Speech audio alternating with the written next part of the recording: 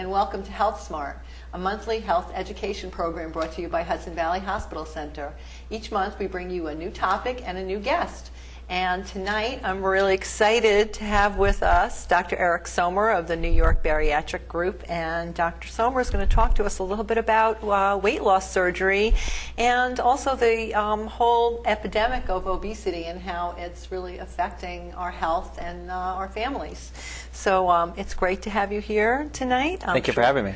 People are excited to hear about this. You know, we're hearing more and more about like weight loss surgery, and so many people are having it, and you know, the success that they're having in dropping a lot of weight as a result.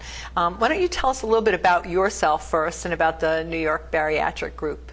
Sure. So the New York Bariatric Group, we are actually composed of 5 surgeons, 5 bariatric surgeons. We're across Long Island, Manhattan, and in northern Westchester, obviously, here at Hudson Valley Hospital. We've been doing surgery combined for about 52 years.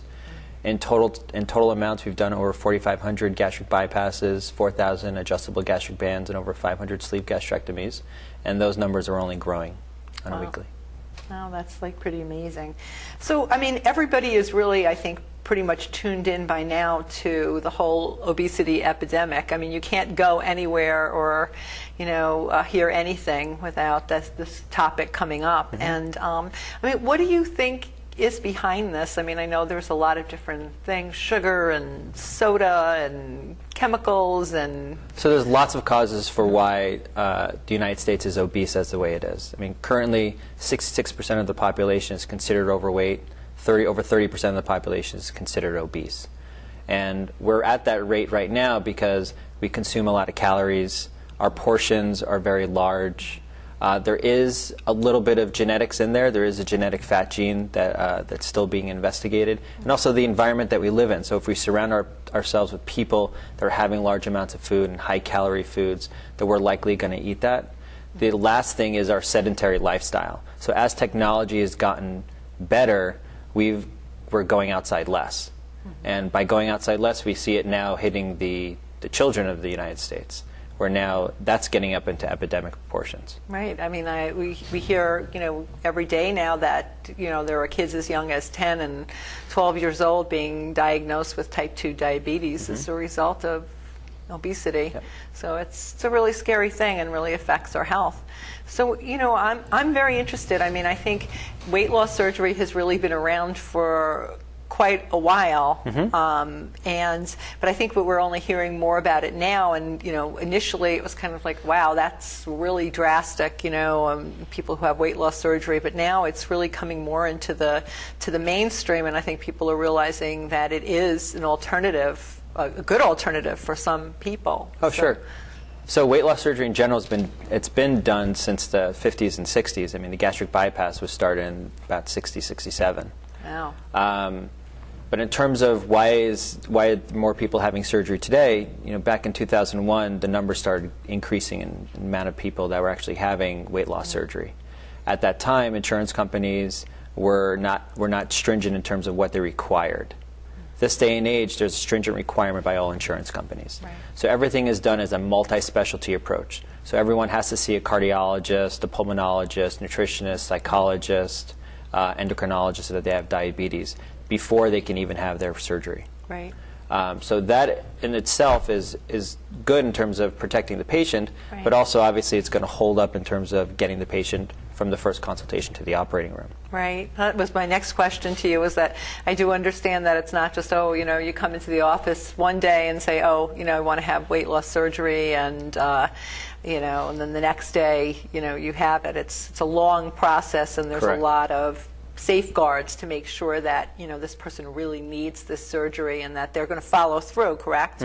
So it's done as a multi-specialty approach, like I said, and then we also call the patients to make sure they're doing, they have any questions or concerns. They could always call us any time along the way for any problems that they're encountering. The other thing that insurance companies do require, and it depends on your insurance, is a weight loss program. So some insurance companies require 3 months, some require 6 months, and it's got to be done consecutively. Right. And that's another sort of safeguard that they've put in for themselves, but I think also another way that they were able to weed people out in terms of, for lack of a better word. Right. Well, I mean, I would think that probably most of the people who come to you have gone through a lot of this before they even come to your door. They've tried many different, diets and weight loss programs or whatever, and it hasn't been successful for them. Absolutely. Probably most people who come to your door, it's not the first Correct. Step. So this is usually the ultimate step for them, and most people who come for a consultation have also done a lot of research. So they're the most knowledgeable patients in terms of when they step into your office for a consultation. Right. The reason why they've reached the point the way they are is that there's multiple changes that happen in your body when you become larger and larger. One of the significant changes is your metabolic set point, and that's the point where your body wants to the weight wants to be. And what happens is as you become bigger, so let's say you're 150 pounds and now you're 250 pounds, your body wants to sit at that 250 pounds. So now let's say you go on a diet and exercise that your primary care doctor has now told you to do, because diet and exercise, that's the way people lose weight. The problem with diet and exercise, though, is when you do diet and you're taking in those less calories, your body is now thinking, oh my God, you're starving me. So what am I going to do to protect myself? I'm going to slow down my metabolism. I'm going to absorb all the calories that you put in the body, and I'm going to make you hungry. And I know that after a certain period of time, you're going to fail the diet. So what I'm going to do then is I'm going to make you gain back the weight that you lost, and then to prevent that future famine, I'm going to make you gain more weight. So every patient that comes in has the same story, where they've tried the diets, they've lost weight, they gain weight, but every time they've gained weight, it's been above and beyond what they were before. The second change that happens in the body is a physiologic change, and that's one of the hunger hormones in your body is called ghrelin, and that's in the fundus of your stomach. As you become larger and larger, there's a feedback mechanism that's lost. So the ghrelin levels are always high, so patients are always hungry. Right, to become insensitive, to desensitized to feeling full. Feeling full. Correct. So the reason why they feel full is because they actually feel the stretch of the stomach.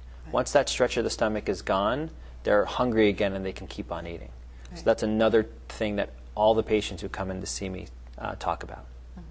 So how do you know whether you are a good candidate for weight loss surgery, or whether, how do you know as the doctor whether the person is a good candidate? Sure. So the National Institutes of Health had two consensus conferences, and after those consensus conferences, they came up with more or less an idea of who would be allowed to have surgery, who wouldn't. So one of the first things is your BMI, body mass index, and that's equal to meters over kilograms squared. It's a difficult calculation to put in your head, but there are apps. You can go on the internet, put everything in pounds and your height in feet and inches, and you come up with a number. The number that the BMI is 40. And that's more or less 100 pounds overweight. That's the first stipulation in terms of if you're a BMI 40 with no medical problems, you can have the surgery. Now, what do you do for BMIs less than 40? So specifically BMI 35 to 40, which is an area where if you have multiple medical problems, meaning high blood pressure, diabetes, high cholesterol, sleep apnea, or any numerous ones of those, the insurance companies are going to allow you to proceed with the procedure. So those are the two stipulations specifically in terms of weight. Then obviously you have to be dedicated to the follow-up process. For us, for our program, you have to be over the age of 18 and less than the age of 70. Right. So, I mean, I think the follow-up is really sort of essential, right? Because you do, it's not going to be a cure-all. It's Correct. not like if you're going to have this surgery and then you can eat everything you want and, everything will be, you'll still be slim. You're absolutely correct. So bariatric surgery in general is a tool. It's a tool to help get rid of your comorbid conditions, a tool to make you healthy, a tool to help you lose weight. And if you use the tool correctly, you will be successful in the long term. If you don't use the tool correctly, you won't be successful. But we have sort of, in terms of a safety net to help patients along, we have bariatric support groups, which we have here at Hudson Valley Hospital on a monthly basis. We also have online support groups, so people that cannot make it to the live support group can call in and participate in an online support group. I like to see my patients frequently, so we see our patients 1 week after surgery, then every single month thereafter for as long as they want to come and see us. If you don't come in, if you miss an appointment or you didn't come and see us, we'll call you to see what's going on, because the follow-up is a very, very essential part of the process in Right, terms of so achieving that long-term weight loss. the surgery is sort of like, in my mind, it's kind of like setting the reset button on all the stuff that's going on, all the things that you mentioned before, that it's kind of like your insensitivity in your body when you reach a certain weight or whatever. This kind of like brings you down, helps you to adjust in terms of, you know, feeling that fullness and, you know, understanding, you know, whatever, how it affects your body. Correct. So tell us a little bit about the different, I know there are different types of surgery, and you know, how do you decide, how does one decide, you know, which type of surgery is right for you? So when it comes to deciding who gets which procedure, and we do 3 procedures here at Hudson Valley. We do the adjustable gastric band, the sleeve gastrectomy, and we do the gastric bypass. And all 3 of those procedures are done laparoscopically. That's when we make small incisions, and we could perform the surgery through those small incisions. But in terms of when a patient comes in for a consultation, they make the decision as to which procedure they would like. And all we give is information. So if somebody came in and said they want a band, I will usually talk about the adjustable gastric band and the sleeve gastrectomy. If someone wants to talk, coming in saying they want gastric bypass, I'll talk to them about the sleeve gastrectomy and the gastric bypass. And then based on the information that I give to them, they can make the decision as to which procedure that they'd like. Right. So, but from what I understand, it's like some of the procedures are reversible and some of them are not. And what are some of the pros and cons to that?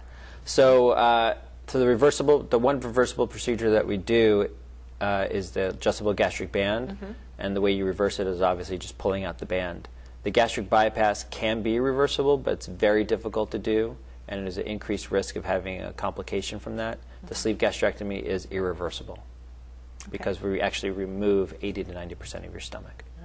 So maybe we could go take a step back and talk about the 3 different procedures, and just maybe you can just walk me through each one of them. Okay, so we'll start with the adjustable gastric band. This is what the band looks like. It's a silicone outside with a silicone balloon on the center, and it's connected to a tubing, which is then connected to the port. And here's the port. When we do this procedure, we put this band at the top of your stomach, creating a small pouch above the band. And the whole purpose of having the band is we make adjustments by injecting saline into the port, which sits underneath your skin on top of your muscle. And as that adjustment happens, the opening in the band gets smaller and smaller. So that upper portion of the stomach that we've made, which is about the size of an ounce or about the size of an egg, the opening between that portion and the rest of the stomach gets smaller and smaller. So the whole purpose is to have a small meal, which is approximately 4 ounces in size, which is then going to distend out that upper portion of the stomach, and that's going to send a signal to your brain that says that you're full. Now this is a process. This could take multiple times in terms of getting adjustments to get you to the point where you're feeling full after those small meals. This requires follow-up and also requires exercise. Right. The second procedure that we do is a sleeve gastrectomy. And so what we do here is your stomach in size is normally about 1.5 liters. So what we do for the procedure is we actually remove 80 to 90% of your stomach, leaving you with a gastric tube or a gastric sleeve that's approximately 150 milliliters in size, or more or less 4 ounces. Now, reasons why people like this more than, say, a gastric band is because they don't have a foreign body and there's no adjustments that need to be done. The weight loss for the gastric sleeve is approximately 65% of your excess weight loss, which is if you're over 100 pounds, it's about 65 pounds in a year. The average weight loss with the band is about 50 pounds in a year.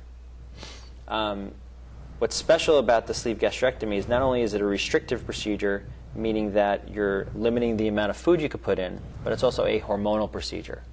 Hormonal procedure meaning that because we're resecting this part of the stomach, and this is called the fundus of the stomach, that's where most of the ghrelin cells are. And the ghrelin is that hunger hormone. So we remove about 90% of your ghrelin cells. So it's not unusual that after the surgery you're not very hungry. And that can last for months.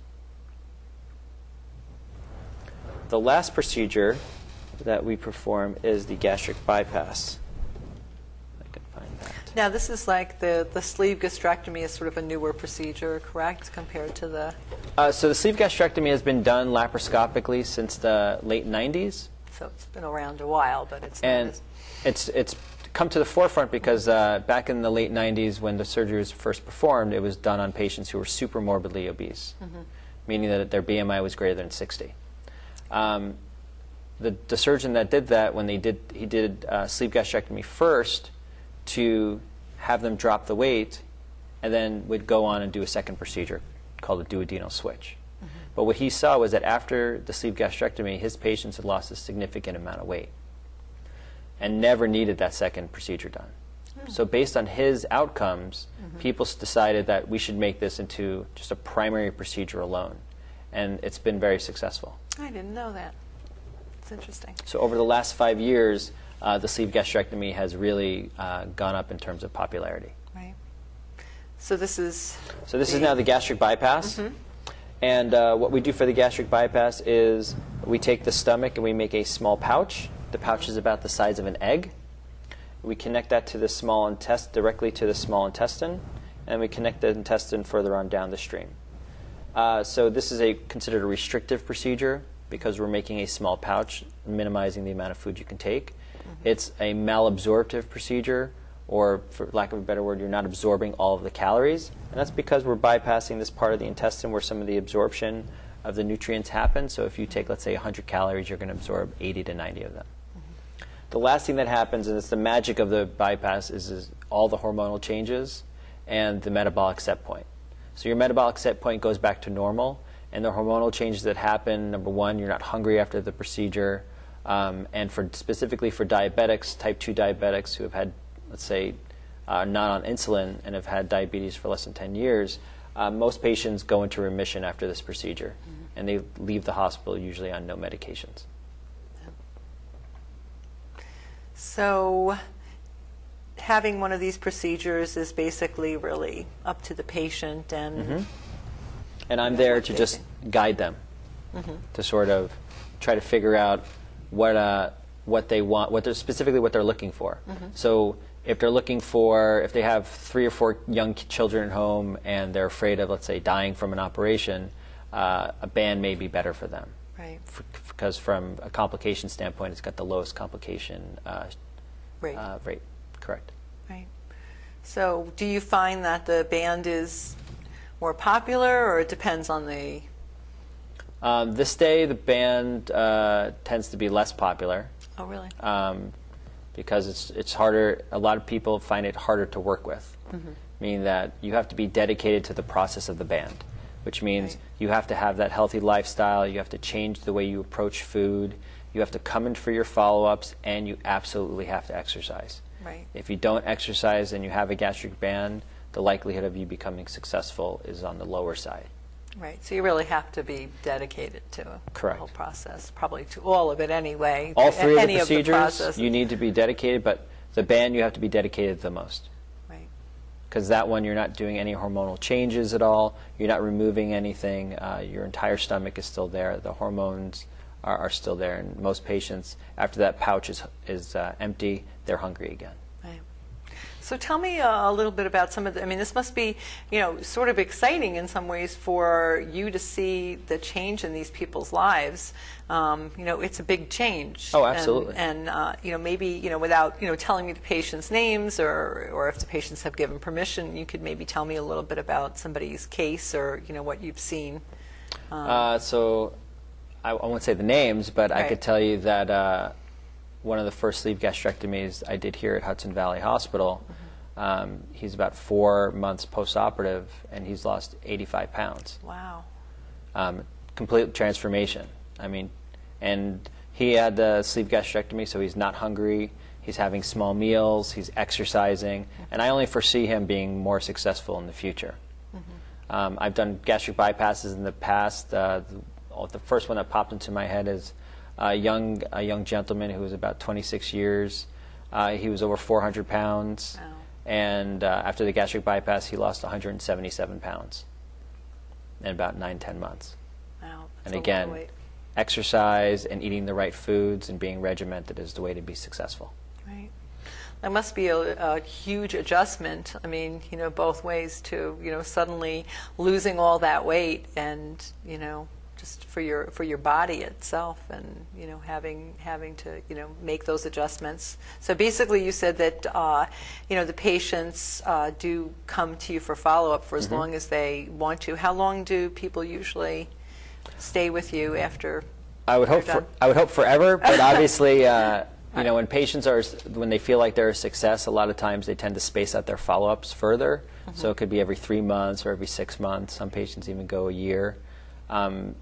Some patients just, in terms of follow-up, can also fall off in terms of follow-up. And that's not uncommon in bariatric surgery, especially when patients are very successful. Right. But I like to see my patients as frequently as I can. Right. So how do you deal with that when somebody's sort of falling off the wagon there and is, they're going to crash and burn? There's a little psychology involved in there as well, huh?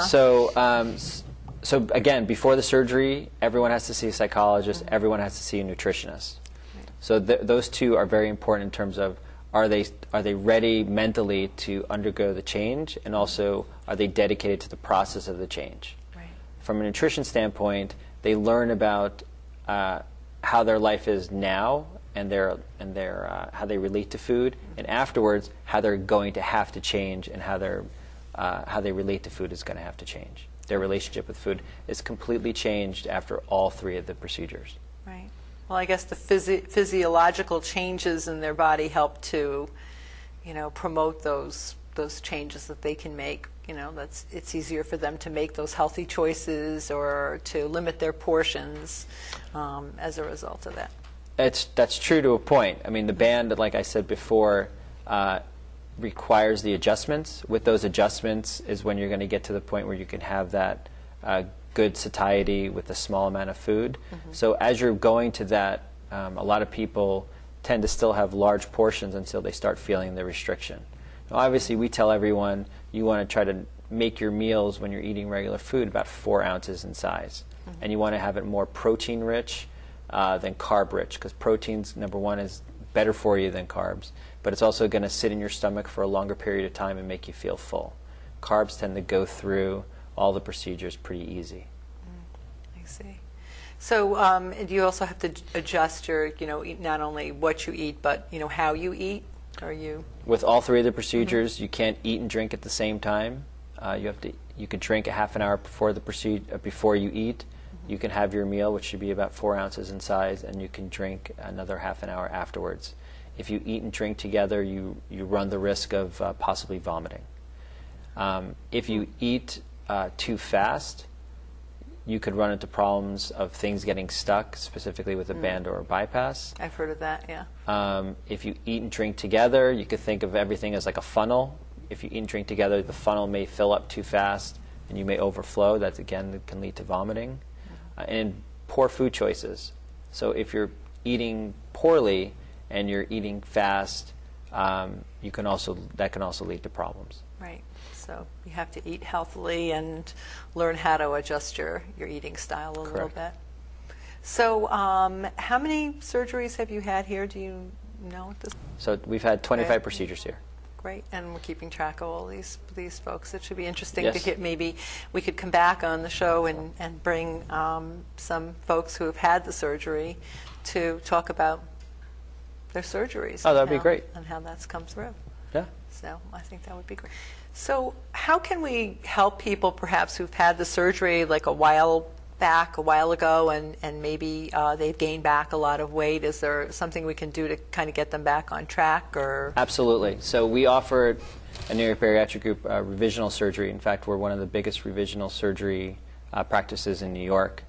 And what we do specifically, there's 2 different groups. There's the group of patients who have had the gastric band, who have not done well, who have regained back all of their weight, and we do revisions. And the 2 revisions that we do on patients with gastric bands is we convert them from a gastric band to either a sleeve gastrectomy or a Roux-en-Y gastric bypass. For patients that have underwent a gastric bypass, one of the common things that can happen is that the pouch can stretch, And with the stretching of the pouch, also the connection between the stomach and the pouch can also get bigger.